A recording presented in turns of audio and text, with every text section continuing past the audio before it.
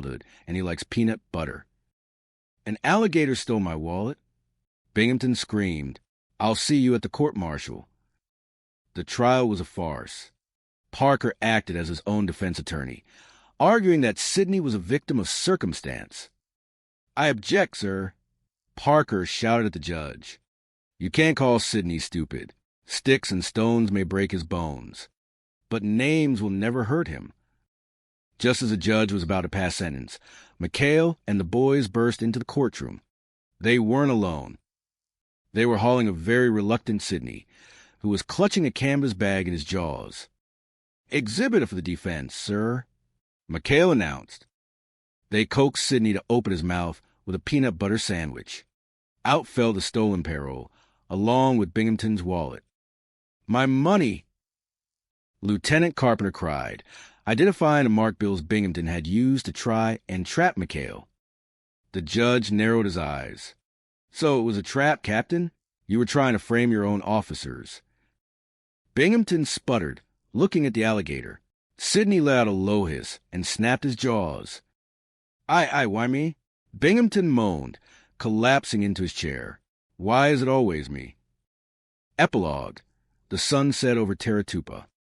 As the sun began to set, casting a golden glow over the lagoon, the crew of the PT-73 sat on the deck of their boat, sipping on a special batch of Willie's home-brewed moonshine. "You know, Skip," Parker said, looking at the distant horizon, "I think Sidney really liked me." "He liked your mother's peanut butter, Chuck," McHale laughed. "But don't worry. As long as old Lead Bottom keeps trying to catch us, we'll always have a place here." In the distance, the faint sound of Binghamton screaming about garter belts drifted across the water. It was a familiar sound, a comforting sound. It was the sound of another day survived on the island of Teratupa. And as the pirates raised their glasses, the world seemed, if only for a moment, exactly as it should be. The end. The Teratupa Tangle. The Misadventures of McHale's Marauders. Chapter 1. The Acid of Command. The sun over the South Pacific island of Teratupa did not merely shine. It interrogated. It beat down with a relentless, humid intensity that turned starched uniforms into soggy rags and tempers into short-fused explosives. In the center of this tropical pressure cooker sat the office of Captain Wallace B. Binghamton, a man whose digestive tract was currently staging a coup against his nervous system.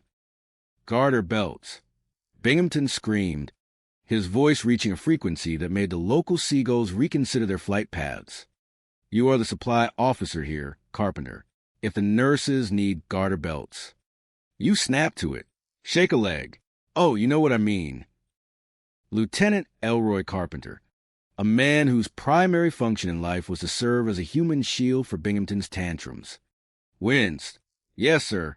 Right away, sir. I'll find the garter belts." Binghamton slumped into his chair, clutching his stomach. "What a war. Everything is on my shoulders. I'm the commanding officer, not a haberdasher. And now this." He brandished a crumpled message. "Admiral Rafferty, Iron Pants Rafferty himself, is arriving today on a sneak inspection. Look at this place, Carpenter. It's a mess. The Petty Officers Club sinks are backed up. Tokyo Rose is probably making more sense than my communications officers. And I'm surrounded by idiots." "Sir," Carpenter whispered, "perhaps a pill for the indigestion?" "Indigestion? My stomach acid could start a car, Carpenter. It's not indigestion. It's McHale. It's always McHale and those 7 pirates on the PT-73. They're the real ulcer." Suddenly, a light bulb of pure, unadulterated cowardice flickered to life in Binghamton's eyes. "Wait a minute. If I were sick, truly, terribly sick, I could appoint an acting base commander. Someone else would have to face the Admiral's wrath. Someone who would surely destroy themselves in the process." Carpenter's eyes widened. Not McHale, sir." "Precisely," Binghamton cackled, which immediately turned into a groan of genuine pain. Appoint McHale as acting base commander. With him and his cutthroats in charge. They'll run wild.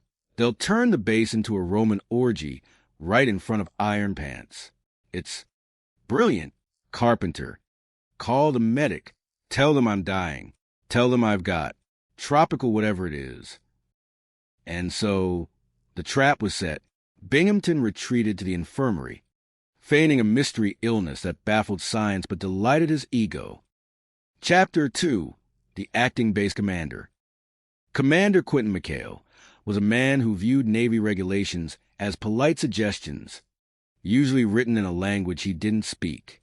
When he was summoned to Binghamton's bedside, he found a captain draped in a robe, looking about as near death as a man who had just finished a 3-course meal in secret. "Oh, McHale," Binghamton moaned, his voice a frail reed. "I'm in bad shape. The doctors, they don't know. I have to appoint an acting base commander. Someone with character. Someone like you." McHale narrowed his eyes. "Captain, you must be kidding. I'm a saltwater skipper. I'd be no good behind a desk." "I insist." Binghamton wheezed. "And to help you, I'm appointing Ensign Parker as your acting executive officer." Beside McHale, Ensign Charles Parker, a man whose coordination was once compared to a newborn giraffe on ice, beamed. With pride. "Oh boy, did you hear that, Skipper? Acting exec. You won't regret this, Captain." Binghamton suppressed a smile. "I know I won't. Now out. Out. Go take command."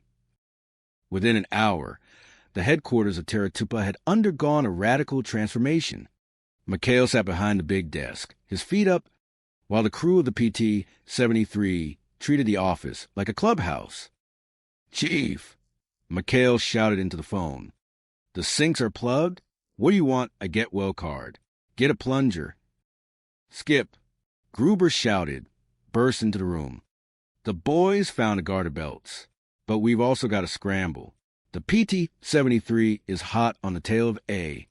Nip sub." "And Parker." McHale turned to his ensign, who was currently tangled in 3 different telephone cords. "The Seabees are building an air raid shelter in the middle of the rifle range. Tell them to keep there. Heads down." It was glorious chaos. Moonshine was being distilled in the laundry. Hula girls, who had mysteriously appeared from a neighboring island, were rehearsing in the air raid shelter, and the supply list now included 3 cases of gin and a lawnmower. But the party was cut short by the roar of an airplane engine. Admiral Iron Pants Rafferty had arrived. Chapter 3. The Hula Girl Gambit. Admiral Rafferty was a man who believed that if a sailor wasn't standing at attention, he was probably dead. When he stepped off the plane, he was met by McHale and a very starched and very nervous Ensign Parker. "Welcome to Teratupa, sir," McHale said, saluting with a practiced ease that hid the fact that his pockets were full of illegal poker chips. "At ease," Rafferty barked. "Where is Binghamton?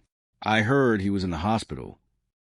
"Terrible illness, sir," McHale lied smoothly. "Hallucinations. He thinks he sees girls everywhere.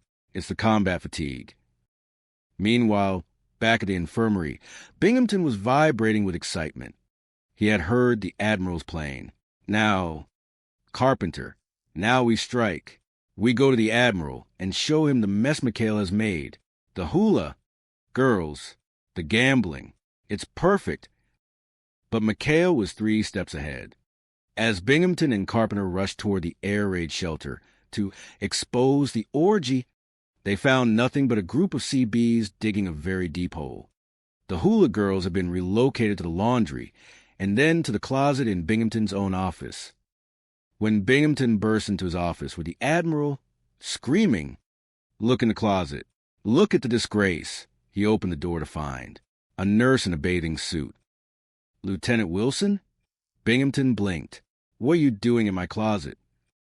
"The captain sent me here to wait for a swim, sir," she said, following McHale's secret instructions to the letter. Admiral Rafferty turned to Binghamton. his face turning a shade of purple, usually reserved for tropical fruit. Binghamton, you are in a seaman's uniform. You're screaming about hula girls in laundry shacks. And you're hiding nurses in your closet. Mikhail was right.